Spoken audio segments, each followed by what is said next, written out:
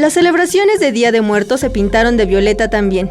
Esto debido a las marchas de asociaciones feministas. El domingo por la mañana, cerca de 60 personas del colectivo Voces de la Ausencia, acompañadas por el padre Alejandro Solalinde, salieron del Ángel de la Independencia para exigir justicia ante desapariciones de mujeres y los feminicidios. Señor, señora, no sea indiferente, se mata a las mujeres en la cara de la gente. Esta marcha se debe a que no estamos haciendo un festejo, simplemente es justicia para todos los feminicidios.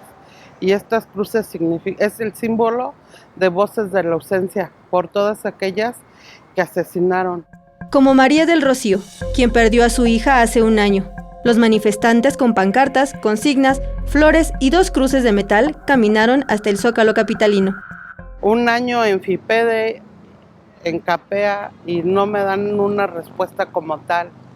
Y la verdad, pues sí, es muy angustiante no saber nada todo un año, no saber dónde está ella, quién se la llevó. Los integrantes del colectivo Voces de la Ausencia intentaron colocar las cruces moradas en el Zócalo capitalino, pero no les fue permitido, por lo que se trasladaron al Monumento a la Madre, en donde quitaron un árbol de una de las jardineras para colocar las cruces.